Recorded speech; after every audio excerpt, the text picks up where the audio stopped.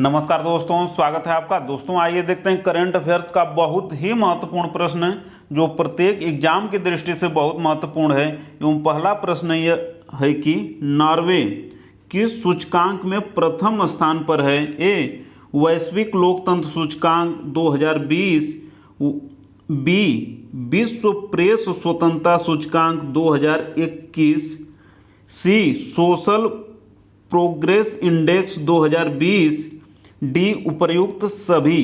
तो आंसर हो जाएगा डी उपर्युक्त सभी। इन सभी तीन में नॉर्वे प्रथम स्थान पे है। साथ ही चौथा जो बहुत ही महत्वपूर्ण है कि ह्यूमन डेवलपमेंट इंडेक्स यानी कि मानव विकास सूचकांक ह्यूमन डेवलपमेंट इंडेक्स 2020 में भी पहले स्थान पे नॉर्वे है। भारत ह्यूमन डेवलपमेंट इंडेक्स यानी कि मानव विकास सूचकांक में किस नंबर पे है, तो 131 नंबर पे भारत है। सोशल प्रोग्रेस इंडेक्स 2020 में भारत किस नंबर पे है, तो 117 नंबर पर। विश्व प्रेस स्वतंत्रता सूचकांक 2021 में भारत किस नंबर पे है, तो 142वें नंबर पे है, बहुत ही नीचे है। और पहला कि वैश्विक लोकतंत्र सूचकांक 2020 में भारत किस नंबर पर है, तो भारत नंबर पे है 53वें नंबर पे। इन सभी 8 तथ्यों को ध्यान रखना है दोस्तों। अब देखते हैं अगला क्वेश्चन कि 2020-2021 में भारत का कृषि निर्यात कितना रहा।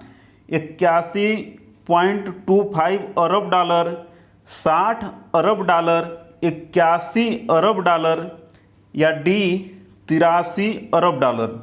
तो आंसर हो जाएगा ए 41.25 अरब डॉलर 2020-2021 में भारत का कृषि निर्यात रहा। और सबसे महत्वपूर्ण कि कृषि निर्यात नीति 2018, कृषि निर्यात नीति 2018 में कृषि का निर्यात रखा गया है कितना, 60 अरब डॉलर का। 60 अरब डॉलर का कृषि का निर्यात रखा गया है। कितना, किस वर्ष तक, 2022 तक इतना प्राप्ति का लक्ष्य रखा गया 60 अरब डॉलर का। किंतु इससे एक साल पूर्व यानी कि 2020-21 में रहा है 41.25 अरब डॉलर का। तो और 81 अरब डॉलर क्या है, सबसे महत्वपूर्ण कि 81 अरब डॉलर देखिए इसलिए महत्वपूर्ण है कि भारत को 2020-21 में 81 अरब डॉलर की एफडीआई की प्राप्ति हुई। सर्वाधिक सिंगापुर से हुई। सर्वाधिक किस राज्य में, गुजरात में। सर्वाधिक किस क्षेत्र में, तो कंप्यूटर हार्डवेयर एवं सॉफ्टवेयर में। और 83 अरब डॉलर क्या है, तो 83 अरब डॉलर क्या है, 83 अरब डॉलर है रेमिटेंस की प्राप्ति हुई। रेमिटेंस की मतलब एनआरआई जो भारत के बाहर रहते हैं उन्होंने इतना पैसा भेजा है 2020-2021 के दौरान। तो देखते हैं अब अगला क्वेश्चन कि मानव गतिविधि के सभी क्षेत्रों में प्रतिक्रियाशील नाइट्रोजन यौगिक के सतत प्रबंधन करने से कौन संबंधित है। ए बर्लिन घोषणा पत्र, बी हेलसिंकी प्रोटोकॉल, सी रोटरडम कन्वेंशन या डी बॉन कन्वेंशन। तो आंसर हो जाएगा ए बर्लिन घोषणा पत्र। हेलसिंकी प्रोटोकॉल कब का है, 1985 का है। किस लिए है, तो सबसे महत्वपूर्ण कि सल्फर का उत्सर्जन कम करने से संबंधित है। हेलसिंकी प्रोटोकॉल बहुत ही महत्वपूर्ण है दोस्तों, सल्फर का उत्सर्जन कम करने से संबंधित है। रोटरडम कन्वेंशन किस लिए महत्वपूर्ण है, किस लिए है, तो खतरनाक रसायनों, जो खतरनाक रसायन होते हैं, तो खतरनाक रसायनों के सीमा पार प्रबंधन को रोकने के लिए, सीमा पार रोकने के लिए खतरनाक रसायनों के रोटरडम कन्वेंशन। और बॉन कन्वेंशन तो वन्य जंतुओं की प्रवासी प्रजातियां, वन्य जंतुओं की जो प्रवासी प्रजातियां हैं प्रवासी प्रजातियां, तो उनके संरक्षण के लिए बान कन्वेंशन है। तो इन सभी चारों को ध्यान में रखना है। अब देखते हैं अगला क्वेश्चन की विश्व का पहला आनुवंशिक रूप से संशोधित रबड़ का पौधा कहाँ लगाया गया? ए गुवाहाटी, बी इंदौर, सी सूरत या डी जोगी घोपा। तो आंसर हो जाएगा ए गुवाहाटी।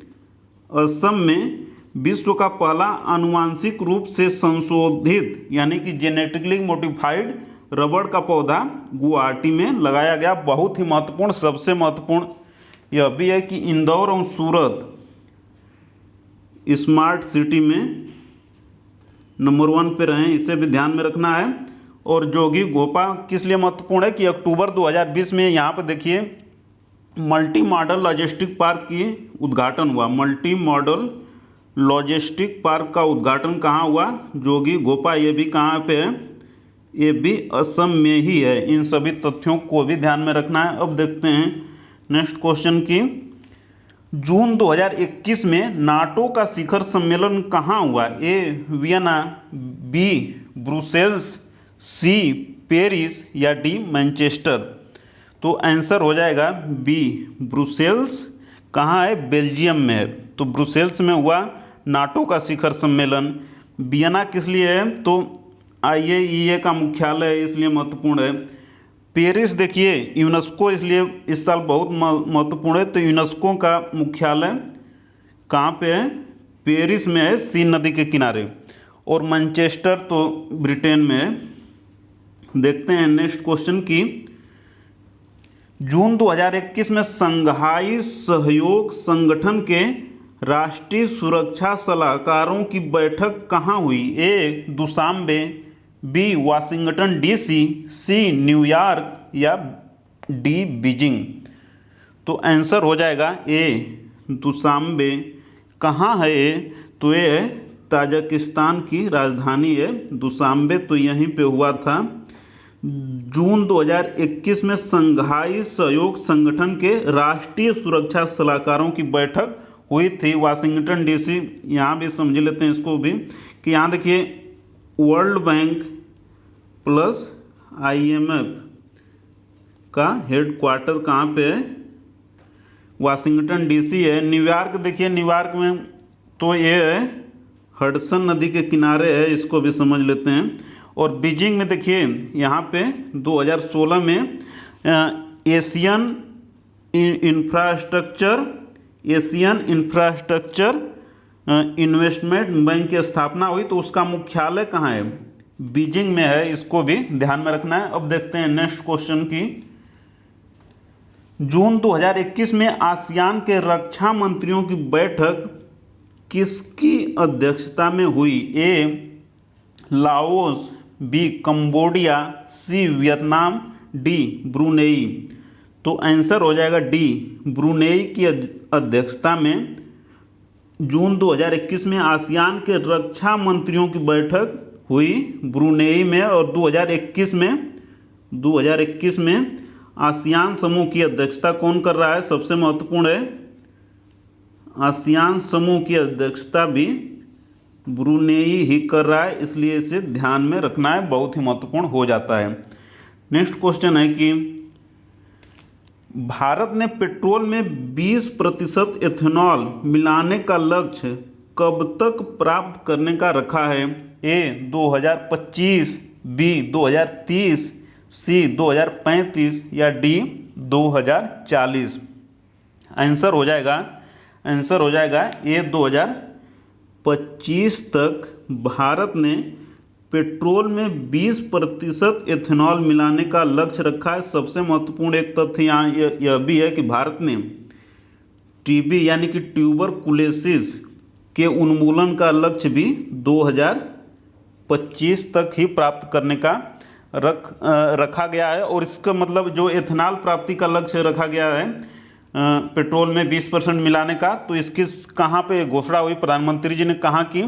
तो पुणे में की थी, ये भी महत्वपूर्ण है। और सबसे महत्वपूर्ण कि E100 प्रोजेक्ट इसका नाम है, इसको भी ध्यान में रखना है। E100 प्रोजेक्ट क्या है? तो पेट्रोल में 20% एथेनॉल मिलाने का लक्ष्य प्राप्त करना है 2025 तक। इसी को E100 प्रोजेक्ट का नाम दिया गया है, इसे भी ध्यान में रखना है। अब देखते हैं नेक्स्ट क्वेश्चन कि पासेज एक्सरसाइज किन दो देशों की सेना के बीच में हुआ? ए भारत अमेरिका, बी भारत यूरोपीय संघ, सी भारत फ्रांस या डी भारत किर्गिस्तान। तो आंसर हो जाएगा पासेज एक्सरसाइज भारत और अमेरिका के बीच में हुआ। सबसे महत्वपूर्ण कहाँ हुआ? तो हुआ हिंद महासागर में, हिंद महासागर में हुआ। भारत और यूरोपीय संघ के बीच में जो हुआ उसका क्या नाम है? तो उसको देखिए नाम दिया गया है VFOR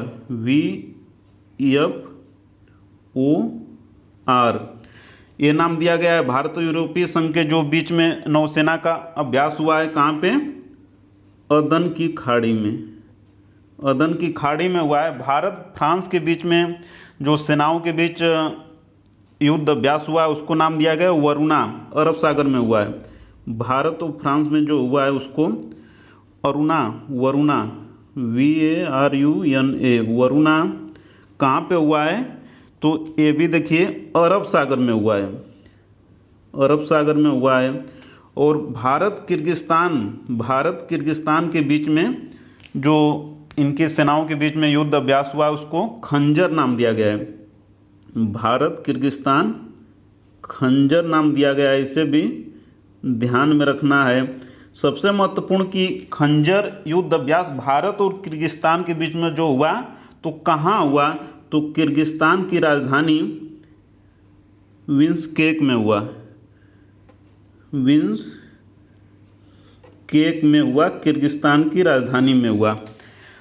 तो देखते हैं अब नेक्स्ट क्वेश्चन की कौन सा सही सुमेलित नहीं है? लैंग्वेज ऑफ, इफ नहीं है, language of truth essays 2003-2020 Salman Rushdie ji की किताब है, सही है। B believe what life and cricket taught me Suresh Raina की किताब है, यह भी सत्य है। सी सच कहूँ तो नीना गुप्ता जी की किताब है, यह भी सत्य है। एंड ऑर्डरने लाइफ अमर्त्य सेन जी की किताब नहीं है, बल्कि एक किताब है अशोक लवासा जी की, बहुत ही फेमस किताब है दोस्तों, अशोक लवासा जी की किताब है, इसलिए इसको ध्यान में रखना है। एन ऑर्डरने लाइफ अशोक लवासा जी की किताब है। अमर्त्य सेन जी को नोबेल प्राइज कब दिया गया? इकोनॉमिक्स में दिया गया 1998 में, इसे भी ध्यान में रखना है। अमर्त्य सेन जी को नोबेल इकोनॉमिक्स में मिला 1998 में मिला। तो आज इतना ही दोस्तों, मिलते हैं जल्द ही अगली वीडियो में। तब तक वीडियो को अंत तक देखने के लिए, लाइक शेयर कमेंट और सब्सक्राइब करने के लिए आपका प्रेम पूर्वक बहुत बहुत धन्यवाद दोस्तों, बहुत बहुत धन्यवाद।